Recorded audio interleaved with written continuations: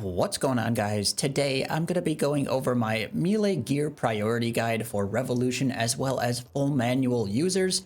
This is going to be kind of my part 3 video to the, is it worth getting best in slot melee gear? So if you saw the first video talking about the melee gear and the second video going over some basic rotations, this video will kind of put it all together to show you how to get the gear, the process of, going from, some very basic gear to the end game gear and what you should get in what order or kind of close to what order. And yeah, hopefully you guys like this video and, use this as kind of a good starting point to be upgrading your melee gear. So before I start this video, I'm not really going to be focusing on certain items that are generic for all styles.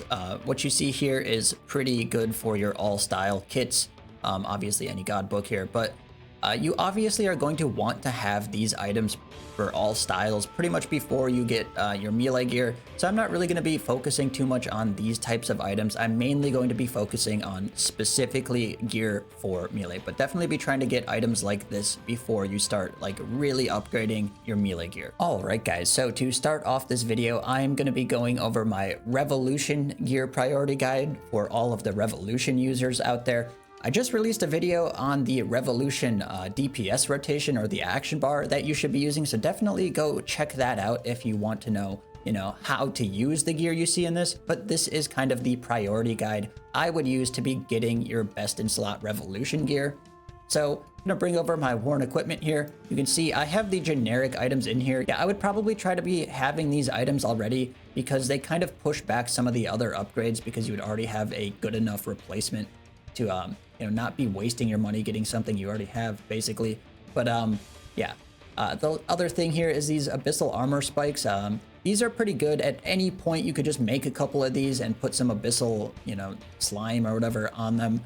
You don't need the alloy ones, but these are just a nice little extra item to have. You don't need these at all, but they are kind of just nice to have in here. And the other thing I'm going to talk about before the priority guide is going to be avoid buying items that you are going to replace, relatively quickly here. The best example for this is going to be custom fit or just trim masterwork in general. I don't really think getting these are worth it. These are fairly expensive items and you're going to be replacing them somewhat early on into the priority guide. So, don't be wasting your money at all with these items. You can very easily just use some augmentable melee gear and put some cheap perks on it like Bando's armor or the Anima Core of Zeros or something. So yeah, definitely don't be wasting your money getting items that you're not going to need because you don't want to do that. And then you can just get like laceration boots here because these are like free basically. And then a Jaws of the Abyss as well. So this is going to be your very basic melee like gear setup before you even really start upgrading. The Jaws of the Abyss like 400k. I think these are like free as well. So yeah, this is what your very basic gear setup will look like. So now to start off the gearing priority guide, I would highly suggest the first real item that you buy be something like an Abyssal Scourge. This item is somewhat expensive, I would say. It's about 120 mil, but considering it's your end game best in slot melee weapon, I would highly suggest trying to start with this item. It is very, very strong.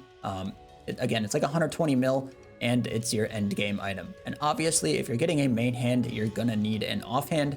And I would highly suggest getting a Dark Ice Sliver. This is about 20 mil. It's pretty cheap. And this is probably going to be your best offhand because it gives you a nice little passive. You can get something like a Drygor instead. This is about 13 mil, so it's definitely another affordable offhand if you, don't really care that much. But this is what your basic setup is going to start looking like here. Again, the Abyssal Scourge, I would definitely save up the money to be getting this and not really wasting your money getting any other main hand unless it's just like a main hand Drygor. It's just not really worth spending the money otherwise. So next up, I would highly suggest trying to get your Zuck Cape as soon as possible. I did make a video for getting your first Zuck Cape with Necromancy low effort method. So this is definitely attainable by pretty much anybody in the game, as long as you have at least a little bit of understanding of combat. But getting the Zuck Cape with melee is very, very strong. The Zuck Cape The overpower ability when it gets boosted by the Zuck Cape is crazy with melee. When you pair this with Chaos Roar, it can hit a 60,000, which is the single strongest ability in the entire game besides maybe a Saren Godbow special attack. So definitely be trying to get your Zuck Cape as soon as possible. This item is just super, super good. The next thing you should probably be trying to get is going to be the Chaos Roar ability. Like I said, this paired with the Zuck Cape is very, very powerful. It hits a 60,000, and this item is relatively affordable here. You can see I do have one right here in my inventory. It is 44 mil right now, so it's definitely a pretty affordable piece of your kit, and I would highly suggest trying to get this pretty soon after you get your Zuck Cape, because it's just so good. The next thing I would probably try to get after you have a gear setup like you see on screen here is going to be your 3 pieces of the Vestments of Havoc. These are somewhat expensive. I believe the body and legs cost about 220 mil or so each, and the boots here you can see cost 108 mil. So this is going to be your first really expensive upgrades that you're going to be getting, but these are so incredibly powerful that I would highly suggest trying to get these pretty early on into your melee gear kit. As you can see, the Vestment of Havoc set here, the 2-piece set gives you 2 different adrenaline effects, and then the 3-piece set extends your Berserk by 6 seconds. Both of those are incredibly strong with melee, so I would highly suggest trying to get your Vestments after you get your Zuck Cape and Chaos Roar. The next thing I would probably try to get, and pretty much everything after you get Vestments you could get, you know, in any order you want, really, whatever you're doing, you know, get it in whatever order. But the thing that I would probably suggest getting is the Greater Fury ability. Again, you could push this back a little bit, but I think Greater Fury is an incredibly strong ability. It guarantees a critical strike on your next hit, which can be very good, and it's a very strong basic overall. So I would definitely be trying to get this after your Vestments, because it is a pretty strong upgrade. The next thing is going to be the Greater Flurry. Again, like I said, you could push this back a little bit if you want and get something else in its place, but the Greater Flurry ability is pretty solid with Revolution combat. Basically what you do with this is you replace Destroy on your action bar with Greater Flurry, or you can put it in as an additional ability, and this will reduce the cooldown of Berserk by 4.8 seconds, which is obviously a pretty strong thing to be doing, because Berserk is where you're going to be getting most of your damage. So if you get more Berserks, you're going to be getting more damage, and definitely a pretty strong upgrade here. The next thing that you should probably be getting, this is kind of optional depending on which bosses you do. You can be getting the Gloves of Passage. You don't need to get the enchantment right away with this, but it is pretty strong if you do get the enchantment as well. As you can see, this makes the target take 20% increased damage from bleeds, and it'll boost your next melee hit by 10% damage. So these are a very strong item even without the enchantment. And then you can see the enchantment adds a further 5% damage to your bleeds and another 6% to your next ability. So the Gloves of Passage with the enchantment are a very, very good item to be getting after you get pretty much the Vestments of Havoc. Like I said, pretty much everything after the Vestments of Havoc you can get in whatever order you really want, but the Gloves of Passage are very strong, especially if you're going to be doing a lot of bosses that aren't poisonable, like I don't know, AFK Vindicta maybe, I don't know. But the next thing I would probably get after this is going to be the Vestment of Havoc Hood. This gives you the increased 20% adrenaline over 100%.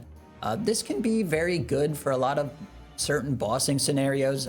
Obviously the Jaws of the Abyss are better, I think, but in certain circumstances the Vestment of Havoc Hood can be very good, where you need more front-loaded damage.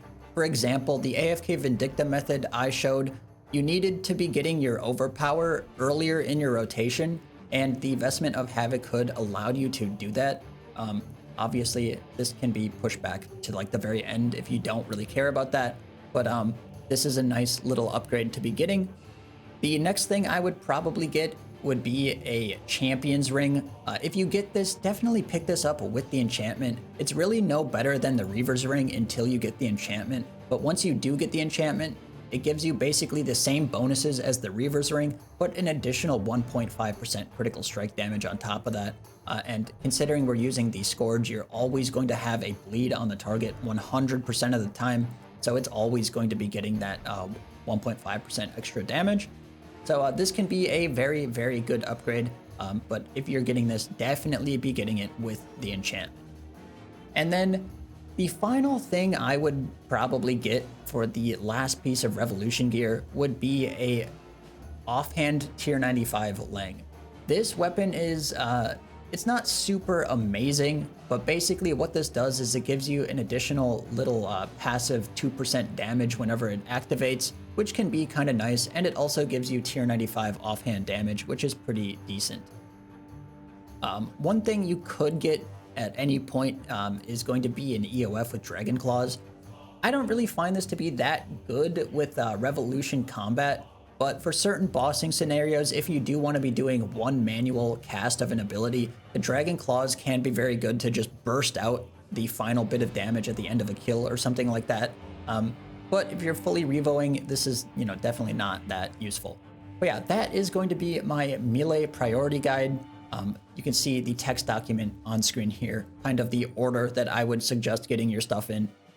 And yeah, hopefully this helps some people kind of understand what they should be getting for melee to be going from, pretty basic gear to end game best in slot Revolution gear. All right, guys, so now I'm going to be going over my gear priority for full manual users. This is going to be a bit different than the Revolution one. It's going to have a lot of similarities, obviously, but the priority for the abilities that you're going to be getting is a bit different. So let's bring over the Worn Equipment screen here. And again, much like before, you're probably going to have a starting setup that looks something like this, with the jaws, and then you're going to have your Scourge plus your offhand sliver, ring here, whatever. And this is what your very basic starting gear setup is going to be. Like the Revolution setup, I would probably suggest starting off with the Abyssal Scourge. Like I said, this is one of the strongest melee items in the entire game, and it's relatively affordable, I think, and until you're going to be getting your main hand Lang, this is going to be your best main hand dual wield weapon. And then the next thing, obviously, is going to be the Zuck Cape. The Zuck Cape is super, super strong. Like I said, the 60k hit, or even if you're not getting the Chaos Roared Zuck Cape, it can be very, very powerful. You can Fury this and hit like a 30k, like 20k, and get a 50k hit, which is very strong. So definitely be trying to get your Zuck Cape as soon as possible. Again, like I said, I did make a video for getting this, getting your first Zuck Cape with Necromancy, and it's very attainable. The next thing I would be getting for your melee gear is going to be the Greater Barge ability. Greater Barge is very, very strong with full manual combat because it lets you use a channeled ability as a single, a hit. So you're not wasting a bunch of time in your Berserk channeling out a full, assault or something like that. So Greater Barge is one of the strongest pieces of equipment or whatever, one of your strongest upgrades for full manual combat, and I would definitely suggest getting this as soon as possible because it's just so good. The next thing I would probably get after Barge is going to be your Chaos Roar ability. This ability, again, like I said, is ridiculously strong, and as we get into our end game melee kit, you use this on your Easy K special attack, and it makes it like one of the strongest abilities in the game. Unfortunately, it's a bleed, so it's not super great, but Chaos Roar with your Easy K is very strong. And even without the Easy K, you can use it on Overpower or something like that and just make it hit ridiculously hard. The next thing I would suggest getting is going to be your 3 pieces of the Vestments of Havoc. Like I said, this is one of your strongest upgrades for melee, so you do want to be getting this as soon as possible. And the 3-piece set is very, very good. And you obviously could just use the Jaws of the Abyss for your helmet. The next thing I would probably try to get would be your Trim Masterwork Spear.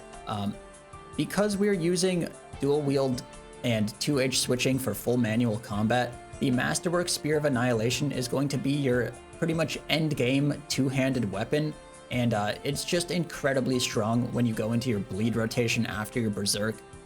You know, it extends the duration of your bleeds by 50%, which is a pretty significant damage bonus, and it's also a tier 92 for your hurricane, which is pretty decent. The next thing I would probably try to get after this is going to be your Dragon Claw EOF. Dragon Claws are super strong with full manual combat because the way we do the rotations, again, I did just make a video on how to do the full manual rotation, and you can see how we use like 3 Dragon Claws per berserk, and that's obviously a massive amount of damage. So I would definitely try to get these as soon as you can after you get your Vestments of Havoc, just because they are so good. After you get your D-Claws, I would probably try to get the Greater Fury ability. Greater Fury is very strong with full manual melee, because instead of using Chaos Roar on your overpower, you can actually use Greater Fury on it, and it's slightly weaker, but since, like I said, Chaos Roar is better used on other abilities later, this is a great alternative to be using. It basically makes the first hit of your overpower almost always hit a 30k, so it's, again, slightly less damage, but it's just insanely strong, and it has a 15-second cooldown, so you can use it multiple times. The next thing I would probably try to get would be your Gloves of Passage, or maybe your Vestments of Havoc Hood. You can kind of switch whichever ones you get, you know, if you don't do poisonable bosses. These are a little bit better, but if you do poisonable bosses, the Vestment Havoc Hood is a little bit better. But like I said with the Revo rotation, these are incredibly strong items, and if you do get the Gloves of Passage, I would highly suggest getting the enchantment as soon as you can afterwards, because it does boost the bleeds by a significant amount. And even if you do poisonable bosses, what you end up doing is you bring a switch, and you switch to the Gloves of Passage to use your bleeds, and then you switch back to the Cinderbanes afterwards, so you can get both effects. And yeah, these are just incredibly strong with full manual combat. The next thing I would probably get after you get the investment and the Gloves of Passage is going to be the Greater Flurry ability. Greater Flurry is pretty decent with melee from what I found. I find that there are a lot of bosses, like for example 500% Zamorax, where you do want to be getting your berserks back a little bit faster than the natural cooldown, and this paired with Greater Barge, you can barge and then bleed your flurry, so you can be getting all of your flurry cooldown reductions in one ability cast, which is very, very strong. So I would highly suggest getting this after you get, you know, maybe the Gloves of Passage or something like that. The next thing you probably are going to want to get is going to be the Main Hand Lang. The Main Hand Lang is incredibly strong. I probably still have this one here. But the Main Hand Lang is incredibly strong, and now we're going to be getting into the more expensive upgrades. But the Main Hand Lang special attack is very powerful. It costs 0 adrenaline, and it can hit like 40,000 damage. So this is definitely one of the strongest special attacks that you can be getting. And once you start getting into the final, you know, form of your melee combat gear, you are going to want to start getting some of your more expensive upgrades. And this is definitely the best of the expensive upgrades. It costs a lot of money, but it's ridiculously strong. Also, you're probably going to want to be getting your Champion's Ring at some point, maybe before the Dark Shard of Lang, because it's a little bit cheaper. And like I said, you do want to be getting the enchantment when you get this ring. So now, the next upgrade I would probably be getting is going to be your offhand tier 95 Lang, just to be getting, you know, that extra tier 95 damage buff, as well as the higher chance to be getting your the passive. And yeah, this is just a pretty solid upgrade. Again, it's fairly expensive, but you know, we're into the part where it's pretty much only expensive items. So this is probably the next best thing to get. The other thing you could get before this maybe is the Easy K EOF.